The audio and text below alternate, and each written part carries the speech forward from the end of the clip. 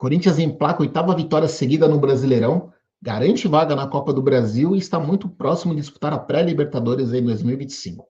Na última terça-feira, o Corinthians recebeu o Bahia pela 37ª rodada do Brasileirão e conseguiu uma importante vitória, naquela tipo de resultado que vence e convence, um placar de 3-0, que poderia ter sido muito mais. O Corinthians fez por merecer um resultado até mais elástico, ter feito um 4, 5, até um 6-0. Tamanha foi a superioridade do Corinthians ao longo da partida. Acabou na escalação, o Ramon Dias manteve o mesmo time que venceu o Criciúma muito bem na última rodada de virada pelo placar de 4-2, começando com o Hugo Souza no gol, nas laterais Mateuzinho e Matheus Bidu, André Ramalho e Gustavo Henrique no miolo de zaga, Daniele recuperando espaço no time como primeiro volante, com Breno Bidon e Carrígio formando uma dupla de volantes, de meio campistas, né, ajudando tanto na marcação como na criação de jogadas.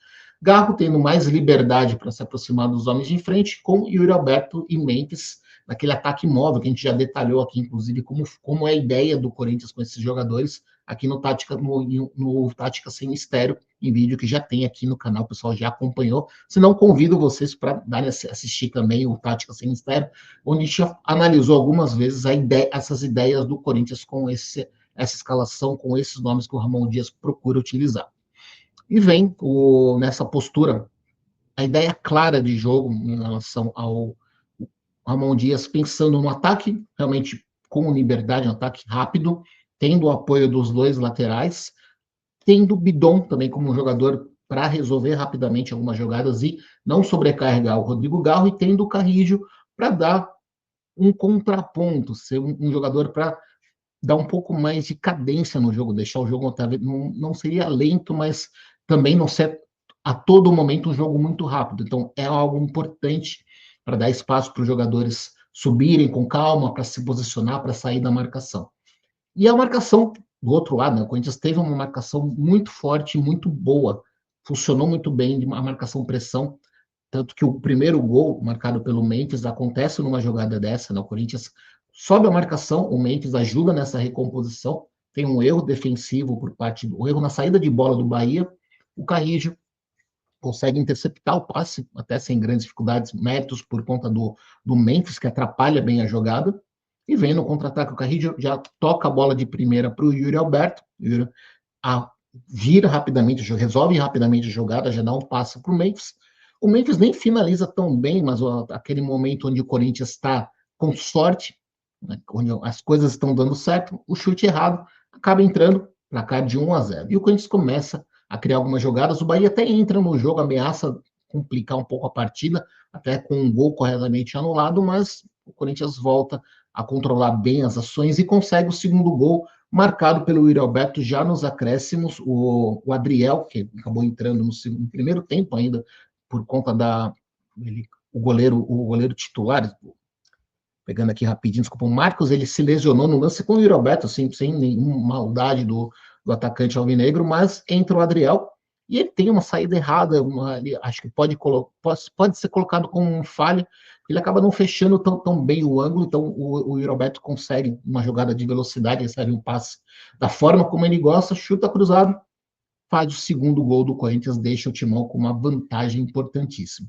Bem na segunda etapa, e se tinha um certo equilíbrio no primeiro tempo, no segundo isso não aconteceu. O Corinthians enfileira, né, jogadas de perigo, consegue o terceiro gol numa cobrança de falta do Memphis, uma linda cobrança, 3-0, dando números finais para a partida, mas teve outras chances de conseguir realmente ampliar o placar.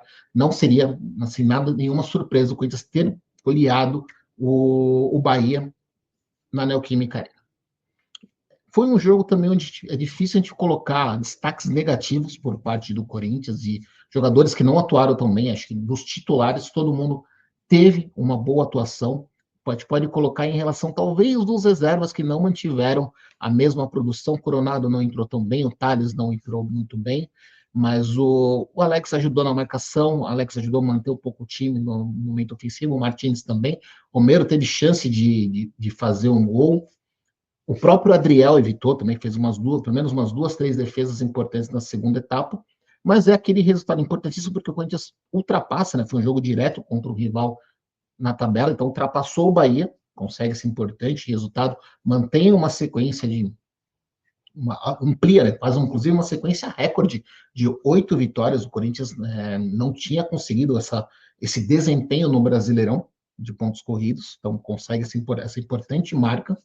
Méritos do Ramon Dias, que recuperou jogadores, então você tem hoje o Yuri Alberto como artilheiro do Brasileirão com 14 gols, artilheiro do ano no Brasil, junto com o Pedro com 30 gols.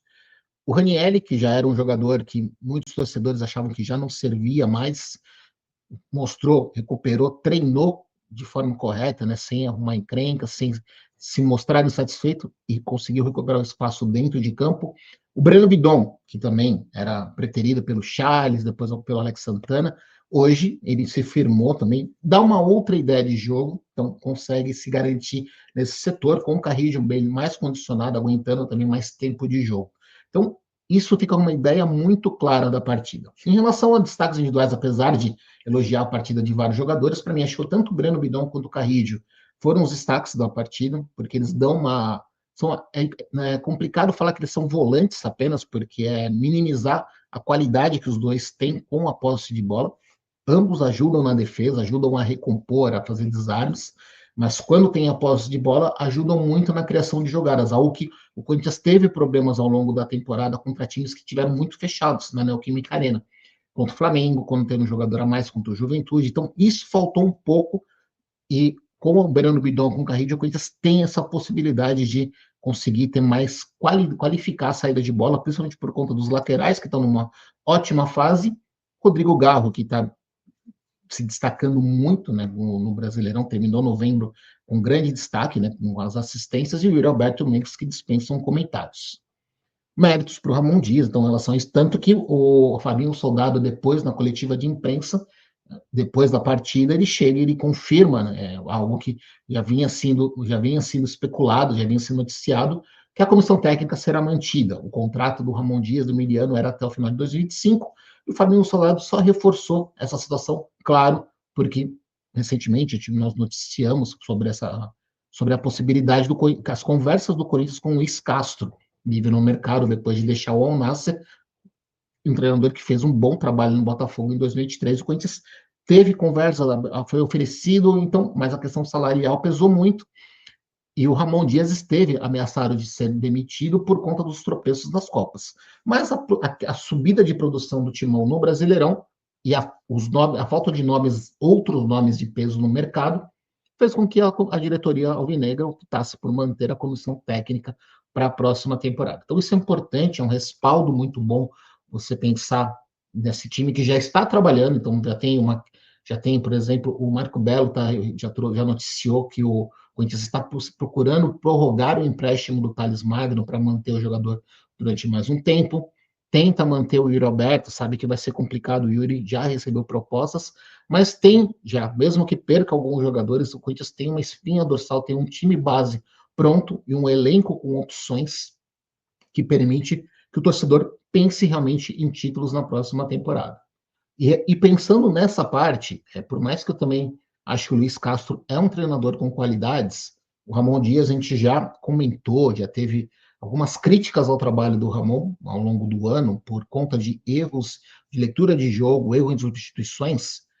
Nas últimas rodadas, estamos vendo que o Ramon consegue ter um repertório tático muito interessante, está mexendo muito melhor no time, e consegue alternar em relação a ideias de jogo. Então, você tem jogadores contra o Bahia, que era um jogo onde o Corinthians tinha que propor um pouco mais o jogo, não ia pegar um adversário que daria espaço.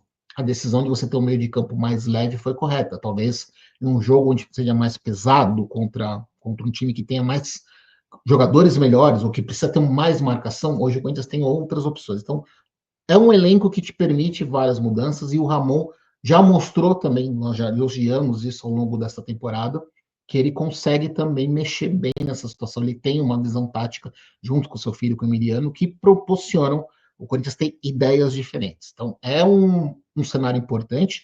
O Corinthians termina o Brasileirão, agora o último jogo é contra o Grêmio fora de casa, então o Corinthians, na Neoquímica Arena, perdeu apenas uma partida contra o Botafogo, que luta pelo título do campeonato.